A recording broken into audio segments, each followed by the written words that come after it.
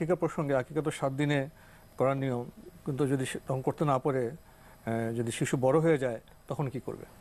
না, না করলে আপনি কোনো অপরাধী হবেন না ইনশাআল্লাহ।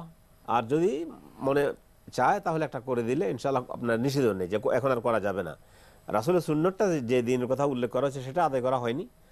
আর আকিকার কথা বলা হয়েছে যে আল গোলামু মারহুনুন বিআকিকাতিহি, মানে সন্তানের জীবনের নিরাপত্তা তার জড়িত তার আকিকার সাথে।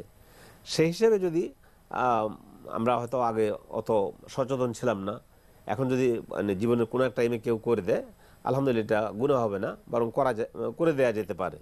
কিন্তু আল্লাহ রাসূল যে টাইমের কথা বলেছেন সেটা ওভার করে গিয়েছে। মানে সপ্তম দিনে করাটা এটা আমাদের নিয়ম। যদি কেউ কোনো কারণ করতে না পারে, একটু বড় হলেও করা, অনেক আলেম বস্তু করা প্রয়োজন, এই জন্য যেটা জানের বদলে জান, নিরাপত্তা কষ্ট, ওটাই নিরাপত্তার জন্য পরবর্তীতে দিলে দেয়া যেতে পারে, কিন্তু আপনি দিতে বাধ্য নন।